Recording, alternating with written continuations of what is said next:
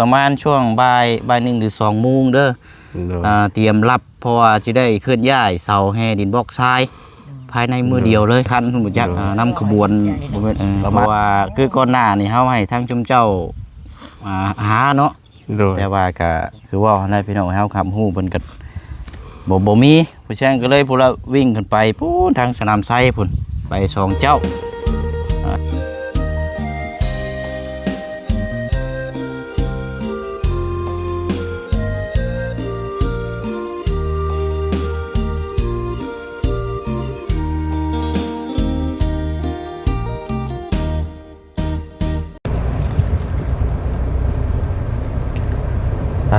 ตัดภาพมาบัดนี้พี่น้องเนาะอยู่ทางกำลังจะเดินทางเข้าไปแจ้งทางไอ้อาดแล้วก็ทางเอื้อยเนาะหรือว่า2 พี่น้องเนาะกำลังเดินทางเข้าไปกลับมาฮอดบ้านเมื่อคืนนี่ก็ประมาณ 10 โมงกลางคืนพี่น้องเนาะเดินทางมาแต่พุ่นก็ประมาณ 6 โมงปลายเพราะว่าผ้าฝนตกตกหนักพี่น้องแถวทางเมืองเซปูนก็เลยค่อยมาค่อยไปเนาะตื่นมาแล้วก็มาบุกพี่เลยแล้ววันนี้พี่น้องเนาะที่บูเชียงได้แจ้งพ่อแม่พี่น้องไปว่าเร่งด่วนเคสสุดได้แหละพี่น้องเนาะพอดีกะหากะมาแต่ไปพูดคุยกับเรื่องที่จะโยกย้ายเสาดินบล็อกแห่ทรายก็คุยกันกับทางเจ้าของห้านเนาะแต่ว่าคนละห้านที่เฮาเคยซื้อนั่นเพิ่นบ่มาส่งเนาะเฮาไปคุยกับคนเจ้าไม้เพิ่นก็เลยพูดคุยกับทางพนักงานกรรมกรที่เฮ็ดเกี่ยวกับก่อสร้างเพิ่นก็ตกลงเพิ่นว่าจะมาขนโยกย้ายให้มื้อนี้เนาะภายในมื้อเดียวเพิ่นว่าเนาะอาจจะเป็นช่วงบ่าย 2พุ่นแหละพี่น้องเนาะแต่ว่าบ่เชื่อสิเขามาแจ้งบอกเราก่อนเนาะแล้วก็แจ้งพ่อแม่พี่น้อง FC ได้ฮู้ได้ทราบนํกันเด้อพี่น้องเด้อเนาะเอาเดี๋ยวจังลงไปแจ้งเราเนาะราคาว่าราคาเท่าใดพี่น้องเนาะเพราะว่าคือบูเชียงนี่เด้งสุดได้พี่น้องตัวนี้นี่ที่ผ่านมาก็คือให้ทาง2ไอ้น้องเราหาแต่ว่าทางไอ้อาดเราก็แชทมาบอกเราว่ายอมแล้วเด้อบูเชียงเด้อยอมแล้วหาเบิดแล้วว่าซั่นบูเชียงก็เลยเชลหยอกเราว่าว้ายอ้ายคันเจ้ายอมเฮาสิบ่ถอยล่มแล้วว่ะสิว่ามานี่แล้วบ่แซวหยอกเราก็เลยสุดท้ายก็เฮาเองนี่แหละพี่น้องเนาะก็ถือว่ามื้อนี้ก็สิเป็นมื้อที่รอติดตามเบิ่งน้ำกันเบิดมื้อเบิดเว้นมื้อนี้เด้อพี่น้องเด้อเนาะขนโยกย้ายเสาแห่บล็อกดินทรายว่าสิสำเร็จหรือบ่สำเร็จเนาะแต่ว่าพนักงานเพิ่นนี่รอแน่นอนพี่น้องเนาะเนาะตรงกักหนึ่งก็ได้คำว่ามันเจาะลายกับซิวยังลายอยู่มึง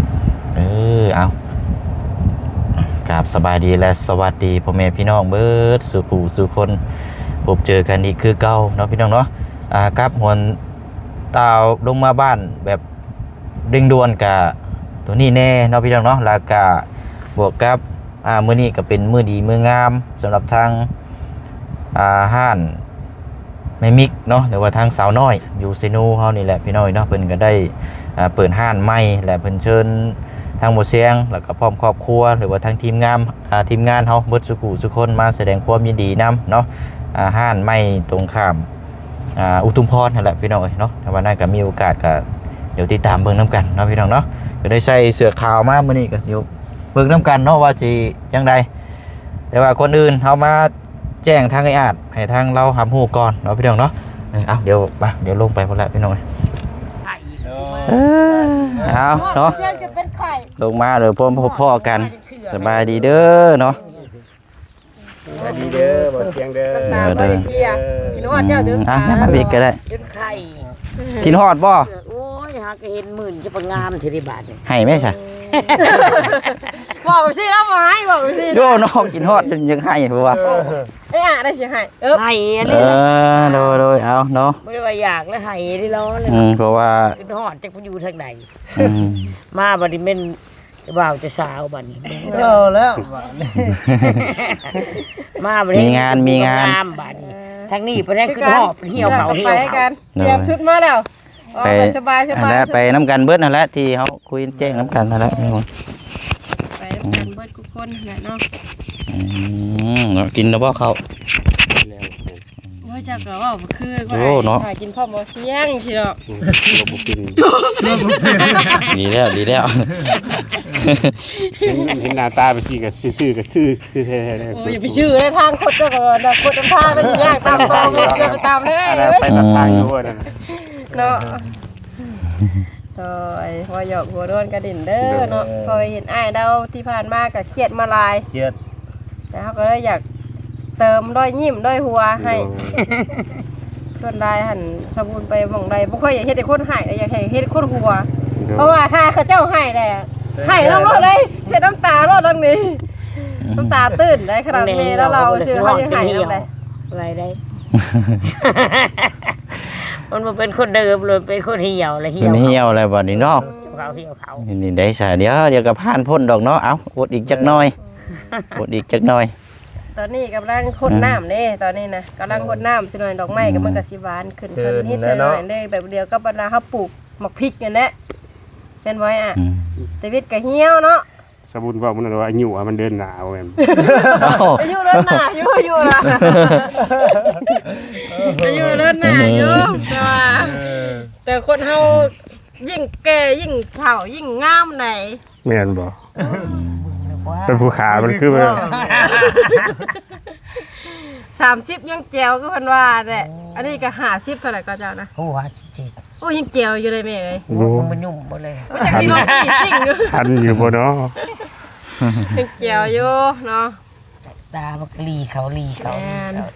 ฉันว่าทำไมเฮาได้แต่ว่าน้องมีแต่ให้ทั้งบ่เสียงคุยกันไปอาจต่อเด้อบ่เสียงเด้อเนาะ เนาะพอแล้วเดี๋ยวพบเจอกันอยู่พุ่นน่ะเนาะในงานมื้อนี้ เจ กั อน กันในงานเพิ่นแหละจังหน่อยก็สิขึ้นต้องพูดคือกัน เด้อ เด้อๆอ่ะสบายดีเด้อ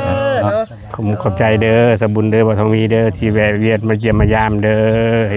อยู่ดีมีแฮง มีแห้งแล้วล่ะ มาแวะไปเยี่ยมมายามก็ดีใจ แล้ แล้ว ยามซุมื้อมื้อเช้ามื้อแรงก็ยังดีใจมื้อละเทื่อก็ยังดีเนาะฉันก็หามื้อ มือละ2เทื่อแหล้วปกติ บ่พลาดแล้วสุดนี่ เอาแล้วจ้า ทิมช่วงด้นพุ่นน่ะบ่เสียงก็สิได้คำนี้ บ่ได้ให้ก็จนยุ่มบ่ได้จังบ่มา บ่บาดนะเจ้าฉัน ขอโทษเด้อบ่เสียงเด้อแซวเล่นเสียง เว้าหยอก คือเก่าหั่นแหละบ่เสียงเอ้ยคือเก่าหั่นแหละ เว้าหยอกเด้ออย่าเครียดจะให้เด้อ บอกก็บ่ได้หัวเนาะ คันบ่ตกหัวก็บ่เปียกคือเพิ่นว่านะ กันบ่ได้กินข้าวก็บ่อิ่มบ่ต่อกันไปเรื่อยๆเนาะเอาก็ได้นั่งตะหมอบตอบคาโอ้คักแท้นี่พี่น้องเนาะเดี๋ยวจังรอเบิ่งถามทั้งนี้ก่อนซะเนาะ โดย เฮาก็หากันมาแต่เซโปนได้มาฮอดเมื่อคืนนี่ ติด 10 ตาม โมง อยู่บ่เสียงเอ้ยเบิ่งอยู่ ตั้งแต่มือมาหาเจ้ามื้อนั้นแล้วแหละ เลย เฮาก็เหยียบขึ้นไปพุ่นเลยเพราะว่าเวียกงานอยู่พุ่นก็รอท่าวันนี้ก็เลยลงมาเวียกงานตัวนี้นำแน่เนาะก็เลยเอาเร่งด่วนสุดมื้อนี้ บ่ นะ ได้ตีบ่ได้เตียนดอกบ่เสียงเอ้ยเปียกหลายงานหลายก็ โอ้ ซอยพุ่นแน่ซอยพี่แน่เนาะผู้ขาก็บ่ได้ว่าหยังดอก ก็เห็นมาก็นานมาก็ดีใจแล้วแหละบ่เสียงเด้ จะน้อยใจแล้วเถอะโอ้ยเห็นว่าน้อย โอ้ยบ่หรอกน้อยใจอยู่แหละเนาะ เห็นว่าเอาไปบ้านสิให้สิห้องเขาไปบ่ได้แล้วแม่ นะเอาเดี๋ยวอันนี้เลยก็ได้มื้อนี้นี่รับเตรียมเด้อรับเตรียมพายุพายุกำลังใกล้จะมาฮอดมาถึงแล้วน่าจะเป็นช่วงประมาณบ่ายโมงบ่าย2นี่มื้อจัก อยู่ฤดู พายุฤดูร้อนได้บ่แม่นฤดูฝนได้นี่นะ ไปอยู่อีกได้หมู่เขาเบิ่งบุบบับเขาอยู่ ยังตูบเจ้าดิปิวอยู่นี่ อยู่ที่หงส์บ่ได้เนาะ พุ่นเลยจบไปฉันก็ไปอยู่เถียงกับเจ้าท้าฉันก็เด้อ ทีมช่วงถึงนี่ก็มาก็อย่าประมาทเด้อเห็นว่าก็น้อย นั่นแหละยังว่า น้อยก็ได้ให้ความหวังกำลังใจแต่ใส่โอ้ขมกขอบใจหลายๆเด้อชมว่าคิดฮอดวันนี้ตัวนี้เนาะเป็นแบบมือนั้น คิดฮอดมื้อนี้บ่ โอ้ คิดฮอดแล้วเห็นหน้าเลย บ่ได้บ่เสียง ต่อมาเลยบ่ ตามที่ผู้ขาสังเกตนะจมหาแบบเสียงได้นี่บ่เสียงน้อยนี่คือหายไว้ดนแท้เนาะว่าซั่น โอ้เป็นยังหายบ่เหลือเลยเนาะ คิดได้เนาะ โอ้คิด หายเครียดบ่จักหรอกสิว่าได้เนาะบ่แม่นดอกเนาะคือเก่าหั่นแหละ นี่ได้คือถามน้องก็ว่าบ่จริงได้ดีว่าน้องไปทางได้ดี ก็บ่มาเยี่ยมยาม เนาะเอาอันไหนกินฮอดหักแพงคือเก่าน้ำกันแหละพอดีมื้อนี้ประมาณช่วงบ่าย1หรือ2 โมงเด้อเตรียมรับเพราะว่าจะได้เคลื่อนย้ายเสาแห่ดินบล็อกทรายภายในมือเดียวเลยนำขบวนประมาณรถผาป่าพุ่นบ่จัก 3-4 คันพุ่นบ่จัก โอ้ยว่าให้ดีใจเนาะ เพราะว่าคือก่อนหน้านี่เฮาให้ทางชุมเจ้าหาเนาะแต่ว่าก็คือว่าในพี่น้องเฮาครับฮู้เพิ่นก็บ่มีผู้แช่งก็เลยพวกเราวิ่งขึ้นไปปู้ทางสนามไซพุ่นไป2เจ้าเจ้านี่เพิ่นก็เจ้าที่ว่าเพิ่นมาส่งให้อันชายดินบล็อกน่ะเพิ่นบ่รับก็เลยขึ้นไปถามอีกเจ้านึงเจ้านี่เพิ่นก็รับคุณให้อยู่เดี๋ยวมื้อนี้แต่ว่าก็คือว่านะเฮาก็ต้องจ้างเพิ่นอีกเนาะโดยรายเพิ่นรายเป็นเที่ยวเป็นคิวก็เลยได้คำตอบมาแล้วเนาะก็ได้มาแจ้งแล้วก็ช่วงบ่ายๆไป2ก็จังมาเบิ่งน้ำกันเฮาก็สิมาเบิ่งน้ำกันนี่แหละในนำทางเพิ่นมาเนาะก็เพิ่นเอาค่าเคลื่อนย้ายจำนวนนี่4 ล้านกีบโดยเนาะก็จำเป็นได้พี่น้องเอ้ยเพราะว่าแห่ทรายเพื่อตักเพื่อหยังนี่มันหนักเนาะ4 ล้านกีบจำเป็นต้องจ่ายเพิ่นเนาะว่าที่บ่เสียงสิซอยทางครอบครัวเพิ่นก็2 ล้านก็เป็นเงินบ่เสียงเองแล้วก็อีก2 ล้านนี่บ่เสียงสิแจ้งเลยนะตอนนี้เนาะโดยทางอ้ายสมจิตแล้วก็ทางอ้ายสมกิจทางเอื้อยสมจิตเนาะนี่แหละประมาณนี้แหละพร้อมครอบครัวพี่น้อยเพิ่นฝากมาสมทบเรื่องเวียกในตัวนี้แหละวงล้มตัวนี้แหละเนาะเป็นเงินจำนวนก็5,000 บาทเนาะ5,000 บาทพี่น้อยแต่สิได้เอาเงินจำนวนบงนี้สมทบซอยกันบาทนี้เนาะเพราะว่าเพิ่นเอา4 ล้านเนี่ยเพิ่นก็ซอยอีก2ตัวนี้ก็ทางอ้ายเพิ่นอีกซอยเนาะขายเคลื่อนย้ายตัวนี้ได้มาแต่ว่ามีอย่างเพิ่มเติมจังได๋ก็จ้างว่าจังคุยนํกันโดยเนาะผู้เชี่ยวก็ดีใจได้พี่น้องเพราะว่าทางอ้ายเพิ่นก็ยังติดตามมาอยู่เนาะแล้วก็ทางพี่โบดีทางปาน้อยเนาะตัวนี้ก็ทางอันพี่โบดีเพิ่นก็บ่สบายพี่น้อยยังอยู่ห้องหมออยู่ว่าเขาห้องหมอก็เกี่ยวกับแบบคือทางอาหารนี่แหละสุขภาพกำลังอยู่รอพักพื้นร่างกายเพิ่นก็ติดตามรับชมอยู่เนาะแต่ว่าเพิ่นก็ดูแลร่างกายก่อนตอนนี้เนาะคอยปัญหาไว้อยู่เสียงเราสาธุขอปัญหาไว้เด้อหายเจ็บหายปวดโดยแน่นอนก็ขอบมุกขอบใจทั้งพี่น้อง FC ที่ติดตามตั้งแต่เฮาพบเจอทั้งครอบครัวเราแหละพี่น้องจนปัจจุบันในตอนนี้ก็โยกย้ายซื้อที่ดินที่ทางมาก็รุ่นน้ำกันอีกต่อไปวันนี้เนาะโดยเอาเดี๋ยวจังเลาะกันแต่กระถามเบิ่งมีแต่ว่าเดี๋ยวนั่นเนาะขอโทษขออภัยด้วยว่าหยอกโอ้ยผมมีหยังดอกผมบ่ได้เป็นหยังดอกเฮานะเอามีแต่ว่าให้ทางไอ้อาดเนาะหรือว่าทางเอื้อนนำก็ได้อันฝากขอบมุกขอบใจทางอ้ายใจดีเนาะชื่อนี่ใดเนาะกินนี่ดื่มเลยอ้ายสมจิตเนาะแม่นบ่พี่น้องเอ้ยลืมชื่อเลยได้บ่เสียงกันเนาะเอาจังใดก็เดี๋ยวท้ายคลิปเดี๋ยวจังขอมุกขอบใจทางอ้ายเพิ่นอีกทีนึงเดี๋ยวทางบ่เสียงเองก็ได้เนาะเดี๋ยวอันทางไอ้อาดก่อนก็ได้เนาะโดยขอมุกขอบใจเด้อไอ้สมจิตเนาะแม่นบ่จังสมจิตบ่จำบ่ได้แล้วพี่น้องทางอ้ายใจดีก่อนก็ได้เนาะขอมุกขอบใจทางอ้ายใจดีเพิ่นเนาะที่มีตาสงสารออกทุนทรัพย์ซอยเรือผู้ค้าคนดินคนทรายก่อสร้างออกมาอยู่ที่ใหม่ก็ขอให้อยู่เป็นสุขให้ปราศจากโรคภัยไข้เจ็บให้เจริญรุ่งเรืองในหน้าที่การงานปราศจากโรคภัยไข้เจ็บทุกสิ่งทุกอย่างให้อยู่ยินเป็นสุขปรารถนาสิ่งใดขอให้ได้ดังความมุ่งมั่นปรารถนาทุกประการโดยเถิดสาธุเนาะเอาได้เนาะมื้อนี้ก็เดี๋ยวรุ่นน้ำกันเนาะป้ายังเลาะเบิ่งในคือมีอันเพื่อนสิปลุกมาอีกเด้อบ่นะโดยเนาะบ่แล้วเดี๋ยวพบเจอกันอยู่งานโดยว่าต้องมีสับบุญเด้อสุขดีเด้อเดินทางปลอดภัยเด้อเลยลูกมาแม่ลูกมาก่อนก็ได้เดี๋ยวตั้งมาแม่น้องเปียวไปหน่อยตั้งตุ๊กตามื้อนี้เนาะเดี๋ยวไปเอากับข้าวมาให้ทั้งแม่เพิ่นได้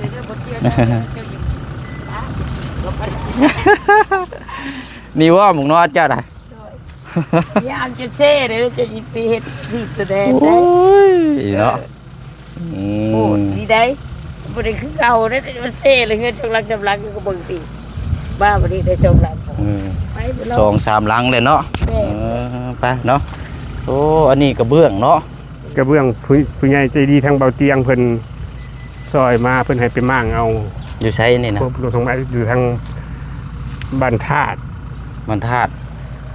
ทางบรรทัดทางบรรดงเมืองยางทางบรรทัด ทำไว้สัก ทางสวรรค์ทาง โอ้มันธาตุอีกห้างบ่ โดย มั่งเลย ทั้งไม้พร้อมแล้วก็กระเบื้องพร้อมเพิ่นให้ไปมั่ง เป็นไม้นี่ก็แม่นบ่ โดย เอาโทรศัพท์มาให้หน่อยเด้อ บ่ได้ค่ะ เบิ่งซื้อนะ ช่วงอยากขอบคุณ โดยโดย ดีแน่ เอาไว้กินอะไรเนาะจักแม่นหยังได้ทางแม่น้องเปียวเพิ่นซื้อพี่น้อง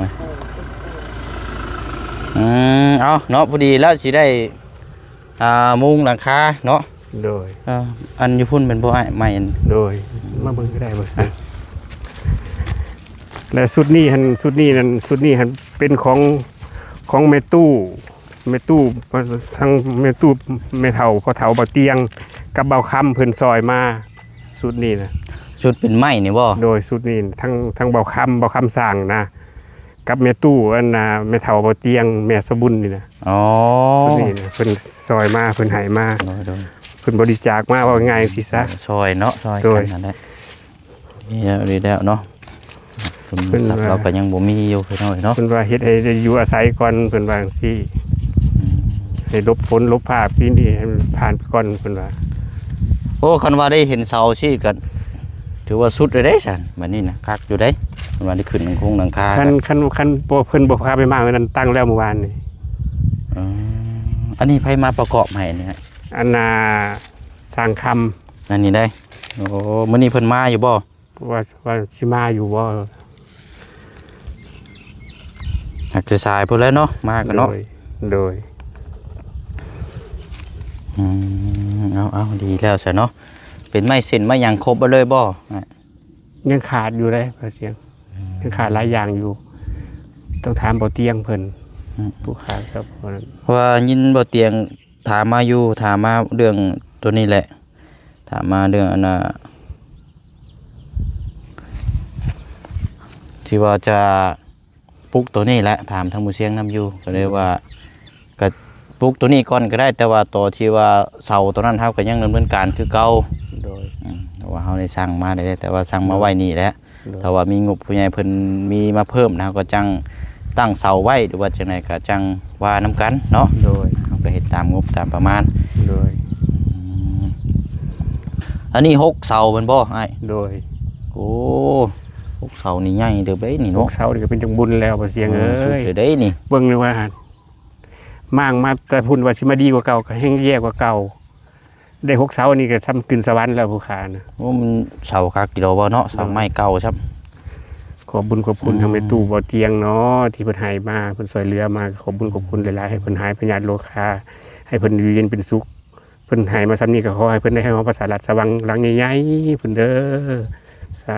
ธุ เนาะบัดนี้ย่างไปพุ่นก่อนก็ได้บัดนี้ย่างรอเบิ่งพุ่นอีกก่อนอันกระสอบยังฉานั่นนะกระเป๋ายังอันนั้น ใช่บ่เสียอันนี้บ่ฝุ่น พุ่นบ่ ฝุ่นขี้เป็ดขี้ไก่อะไรบ่เสียงเก็บไว้มันคือได้ย้ายของปลูกมาก็เอาห้องพื้นไว้ ปลุกอันสิอยู่ในโชว์นี่เนาะ บ่เสียงว่าถือบ่เผื่อเห็นนี่ ถึงแล้ว เรือไว้ทางนั้น แม่นลายยาวเด้ว่าเฮาหน้าลูกพี่ โดย ถึงแล้วถูกต้องแล้วโอ้เนาะรู้สึกว่ายุกย้ายมาบ่งอยู่พุ่นน่ะคนมาเบิดแล้วเรียบร้อยแล้วเนาะบ่มีหยังแล้วเนาะ โดยยังเครื่องปลูกของฟังอะไรบ่เสียงบ่เสียงที่ไปเบิ่งอยู่นอนเบิ่งรับเบิ่งนอนบ่ ไปซะไปจักหน่อยโปรดระวังเด้อหัวเด้อ นี่แหละบ่เสียงเอ้ย ไอ้โอ้ ผู้ขานอนนี้ผู้ขานอนอยู่นี่เอ้ยนอนอยู่พุ่น ได้ไปพุทธเนาะ โดย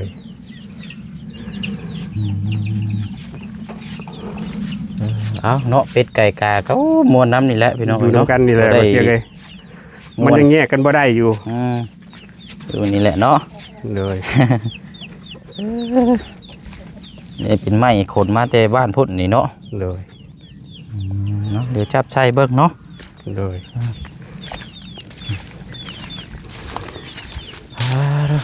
เอาจังเนาะ9 โมงปลายแล้วก็สิได้เดินทางก่อนเดี๋ยวเข้ามาใหม่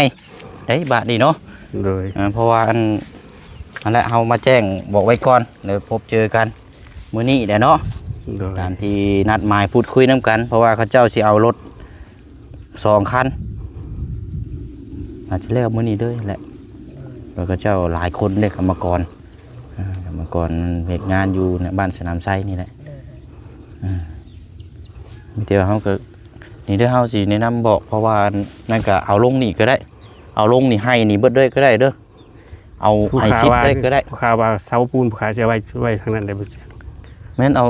ไว้หมองข้างๆหิมพุ่นก็ได้เสา โด นะ ยและหินกับทรายผู้ค้าจะไว้นี่ นั่นเถื่อมันได้แต่ว่าหินชานี่ต้องเอาไว้หมอ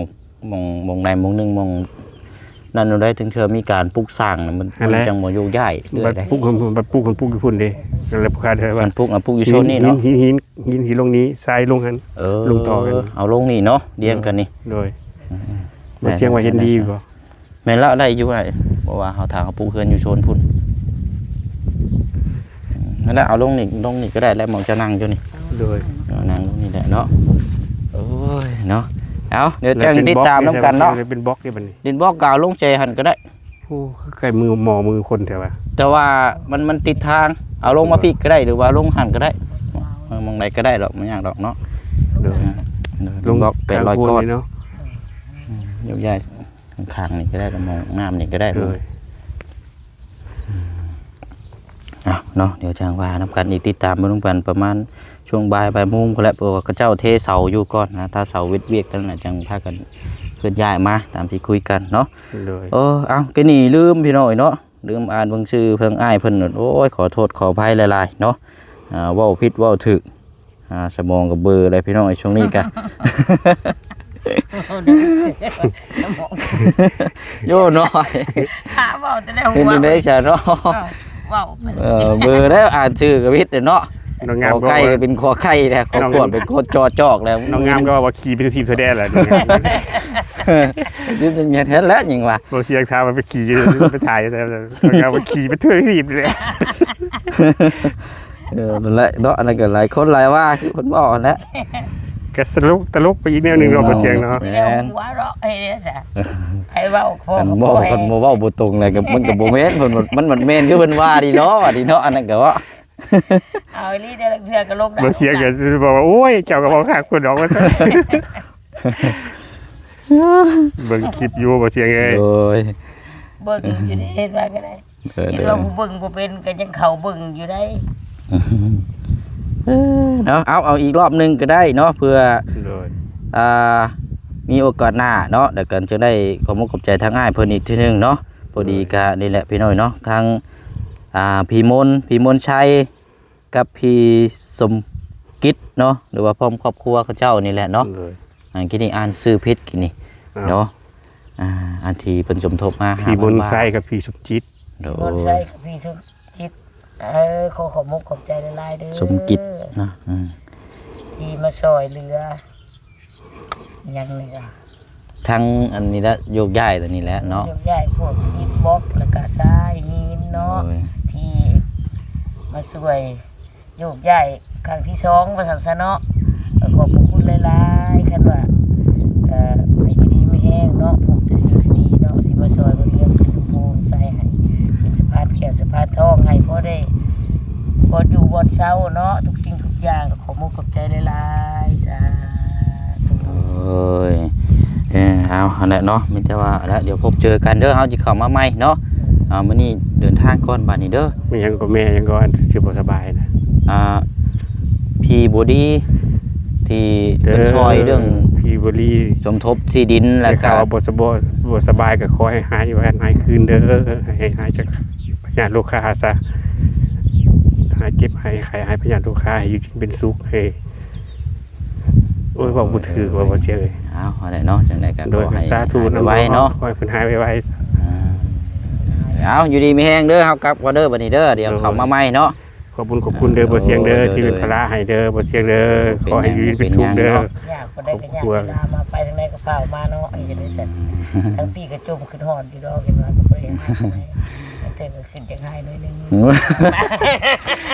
เอาเนาะเอาอยู่ดีมีแฮงเนาะพากันเฮ็ดเวียกของทีมเจ้าโลดบัดนี้เด้อกินข้าวกินน้ำเนาะโอ้เห็ดหัวบ่แล้วนี่เนาะป้าเฮาตุ๊กตาขึ้นรถ